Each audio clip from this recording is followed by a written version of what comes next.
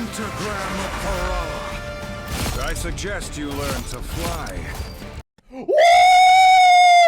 Yeah, baby! That's what I've been waiting for. That's what. Wait, before you click off this video, I guarantee if you're playing Doctor Strange and Marvel Rivals, you're doing it wrong.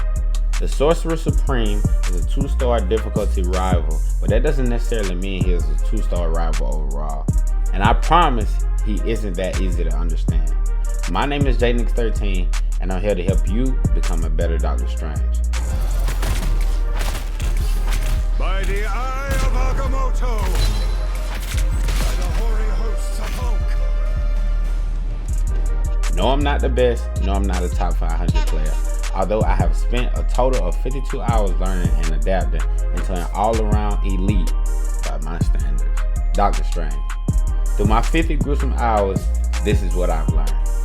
What I've learned is, as Doctor Strange, other strangers who play him on average levels have 3 main mistakes that we're going to get into today. Mistake number 1 is overuse of shield. Way too often, I see average Strange mains just holding their shields and walking forward thinking that they are invincible. Your shield is 800 HP and Strange himself is 650 HP. Once that shield breaks, you are basically a buff Bruce Banner. Your shield is the primary ability of your kit, but isn't your crutch that will get you the Grandmaster. You should instead be using your shield as an animation cancel and reaction to opponent actions. Once again, you have 650 HP, you're a tank, use the HP. If you're lucky, you'll have 2 healers who will constantly look to replenish your health at the earliest convenience. Again, I say, if you're lucky. Your shield doesn't have to always be up if you're taking damage. You're a big boy, act like it. This can count on a multitude of things. We've all seen those strangers that just hold their shield up and walk forward thinking that they could block absolute anything. We need our shield and its HP for multiple different things than just taking primary attacks from our opponents.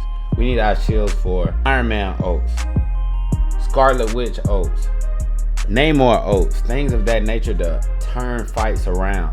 The thing we want to do in Marvel Rivals is win team fights. And every small thing that you could do to help your team win that team fight is going to make you that much better and bring you that much closer to being a solo carry with Doctor Strange. There's an animation capsule that I've shown in a previous video where if you pull out your shield after you shoot your primary attack, it'll cancel out the whole animation of him swapping hands and shooting like this to make that seem shorter and also block incoming damage. Like I said in my other video, playing with Doctor Strange is more about rhythm. You find the enemy, you find the rhythm of the enemy player, and you find that rhythm and sync in between it and shoot out your attacks, but also shielding and catching that rhythm to the point where it just gets effortless and you understand, and you don't necessarily take as much damage as you would if you weren't taking these tips. Also, people don't cover ground as quickly as they can with Doctor Strange. One thing that I do with Doctor Strange is shoot, jump, shield. Shoot, jump, shield. And it's not necessarily the reason why I do this is because to cover ground, 1, and to also put pressure on my opponent while I'm covering ground. This is what I use to take advantage of targets who are weaker, targets who are out of place, overextending, and just not doing the right things. So I cover that ground, I put that pressure on them, and I end up winning that 1v1 and making the odds better for my team to win the overall team fight. So that's mistake number 1, and that's it for that one. Going into mistake number 2, positioning, role, and priority. Your priority is always the objective. This is not Call of Duty Team Deathmatch. This isn't free for all. This is convoy and domination, because we're obviously talking about competitive because we want to be better, also be better and competitive. If you aren't playing for objective, just turn the game off, uninstall it right now. Easy. This mistake is often a player mistake and not Well, this mistake is often a player mistake and not specifically a Doctor Strange mistake, but it is also important. Positioning is everything in this game. It can win and lose you the game. As Doctor Strange, you should always keep these three things in your mind: cover, picks, and priority. Cover being corners, walls, anything that keep you from getting hit. Because like I said before, we don't want to eat up our shield too early and too often. Our shield is our most prized possession. So even getting that shield ate up early and often is gonna end up us being in double-digit deaths in a game and not being able to help out our teammates. So cover. So that's cover. Picks. When I say picks, I mean as in seeing people on the opposite team that are available to take advantage of. What do you mean by that? In a gaming way. Please don't take it out of context. But available to take advantage of. And when I say that, I mean like overextending, being in the wrong place at the wrong time, or just targeting someone who is very pivotal to their team. If you see somebody doing a lot for their team and you have the opportunity to take that person out, that might be the difference in between you losing that team fight and winning that team fight. Because them losing that person, now they don't have their crutch and they're out of place because that whole thing, they're missing that one piece to their puzzle that they're trying to put together. And now you look like the hero because you're the one that started it. And you already know who you're going to target next because you were the one that spotted the pick. In these games, I feel like Doctor Strange is more of an in-game leader because of his lack of offensive ability. He has to rely on everybody else's offensive abilities. And we don't necessarily get upset about that. We just take advantage of it. It's like being a captain on a team. Sometimes the captain is the best player on the team, and sometimes the captain is just the veteran or the person that's been there the longest or something of that nature. So picks are very, very important, and they can help you win a lot of team fights. Find that one person like a healer, a Luna. When you think Lunas are absolutely huge in the game. They have a literal ultimate of 12 seconds of you can't do anything on the opposite team. So whenever I see a Luna and I can walk straight to them, I'm walking every single time. I'm walking past the tanks, past everybody, and I'm pressing the Luna, pressing the issue with the Luna. Because I know her role on her team is much bigger than mine on my team. So even if I lose, I end up dying after I kill the Luna, it's still a win in my opinion because now they don't have a healer and my team doesn't have a tank, but they could finish off what I started because they only have one healer to depend on, and they probably out of position anyway because Luna is their main healer. Lastly, for this mistake is priority. You always have to keep your priorities straight while you're playing in this game. It's just like in real life. Your priority is first the objective, then your healers, in my mind.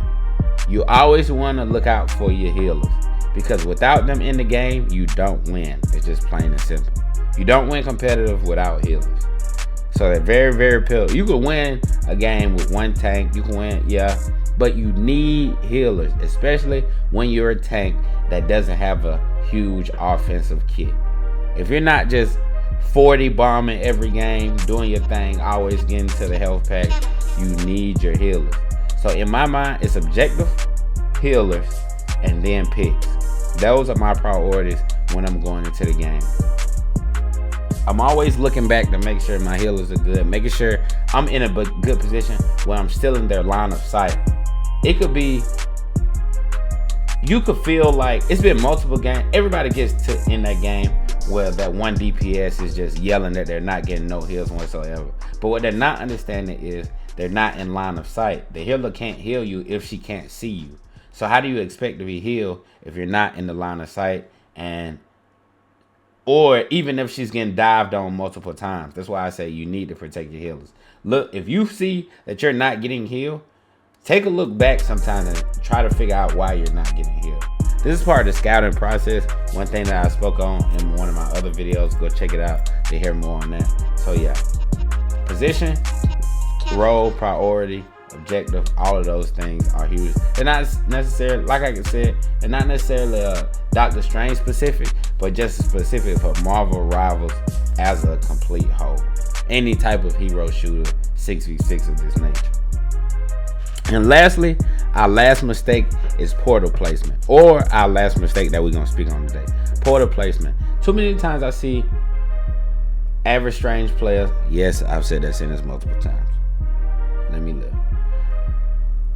Place their portal just any and everywhere for the entire world to see. That's not how, in my mind and other people's mind, because I've been told this and spoke about this to other people, how the portal is supposed to be used. The portal is used to get us from one point to another, yes. And it's to get us there quickly, yes. But also what people aren't realizing is there to get us there. It's made to get us there in secrecy. Every action in the game has an audio cue.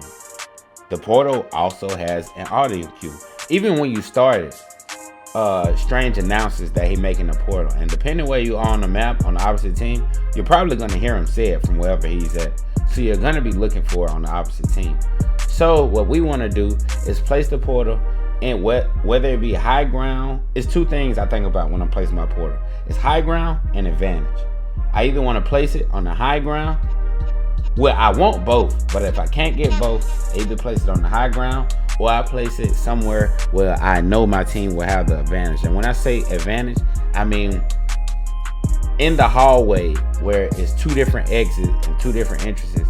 You don't necessarily, I place it there and let my team spread out the way they go. Let my DPS take their off angles. Let my healers stay in that back line, figure out what everybody else is doing. My tanks take that front line and just attack the enemy team from everywhere. That's where you get your picks. That's where you take over objectives. That's where you win team fights. All of this happens because of these high IQ plays you can make if you actually take the time to sit there and think, instead of just throwing a portal in the middle of a team and thinking you could just win the fight because you got yourself there fast. So those are the 3 mistakes that I wanted to go over in this video. I have a multitude of other mistakes I could go over, but I only wanted to make this video so long. If you guys want to hear more, y'all like this video, any of this content, any of my Marvel Rivals content as a whole, please hit that like button. Comment down what you want to see next, or what you want to see here, or what you would like to see, what you think I would be good talking about, what I would be good playing, anything of that nature. Please comment down below. We've been in a huge community.